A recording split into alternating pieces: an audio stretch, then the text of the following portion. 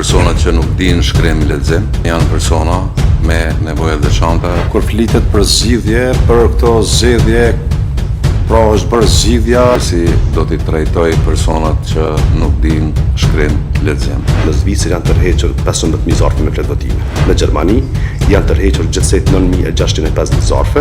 Komisioni Qendror i Zgjedhjeve ka ndërmarrë të gjitha hapat. Fatkeqësisht ne brenda 12 muajve po i mbajmë pothuajse 4 palë zgjedhje dhe natyrisht që gjithçka vështirësohet për shkak të shpejtësisë së tyre. U fol këtu edhe për votimin me asistencë dhe për asistimin. Në votim po mendoj që duhet thuhet për shkakun që Komisioni Qendror i Zgjedhjeve akoma nuk e ka gjetë një zgjidhje se si do t'i trajtoj personat që nuk dinë shkrim lexim. Besoj për shkakun që kjo do të duhej të ishte njëra prej detyrave dhe sfidave të radhës të Komisionit Qendror të Zgjedhjeve që t'i gjej zgjidhje në minimalisht zgjidhjet që vijnë. Kjo është pjesa e informimit që unë deshta ta bëj me dije pra si divizionit informimit apo sekretariatit që ta bëjnë më shumë, që ka të bëj me votimin me asistencë dhe asistimin në vendvotim.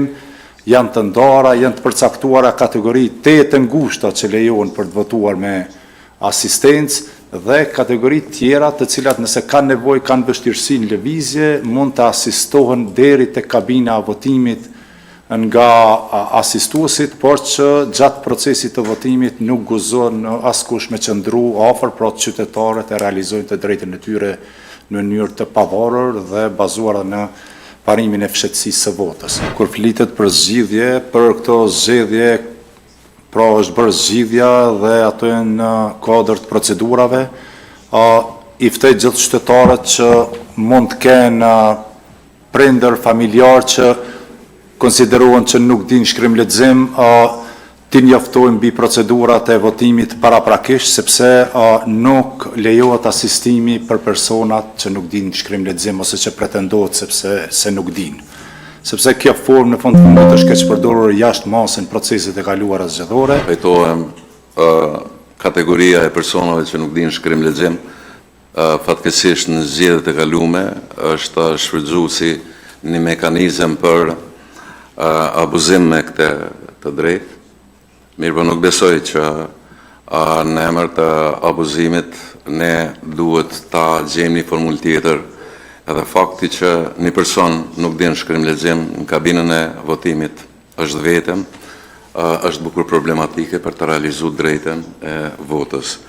Duhet që në periudhën e ardhshme këtë kategori ta vendosim në kategorinë e personave me nevoja të veçanta, personat që nuk din shkrim lexim.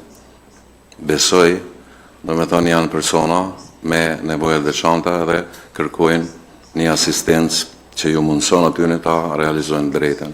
Fillimisht votimi do të zhvillohet në përfaqësitë diplomatike në tona do të thotë në shtetet ku i kemi hapur këto qendra të votimit, ndërsa të dielën me 7 qershor është dita e zgjedhjeve ku votohet në Republikën e Kosovës.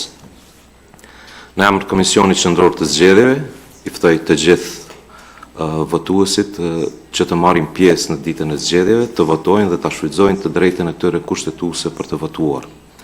Komisioni Qendror i Zgjedhjeve ka ndërmarrë të gjitha hapat e nevojshëm për organizimin dhe administrimin e këtyre zgjedhjeve, duke siguruar që procesi i votimit të zhvillohet në përputhje me legjislacionin në fuqi, standarde demokratike dhe parimet e transparencës, integritetit dhe besueshmërisë.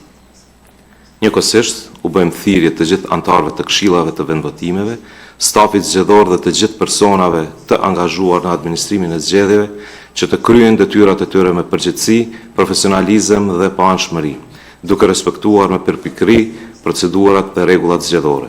Në datën e qershor 2026 nga kutia postare KQZ-s në Berlin, në Gjermani, janë tërhequr gjithsej 9.650 zarfe, ndërsa dje me datën 4 qershor 2026 nga kutia postare KQZ-s poashtu në Berlin janë tërhequr gjithsej 14.755 zarfe me votime, ndërsa po të njëjtën datë dje me 4-6 me datën 4 qershor 2026 nga kutia postare KQZ-s në Bern Përkatësisht në Zvicër janë tërhequr 15.000 zarfe me pletvotime. Për zgjedhjet e datës 7 qershor 2026, gjithsej janë regjistruar për të votuar 3.144 votues me nevoja të veçanta.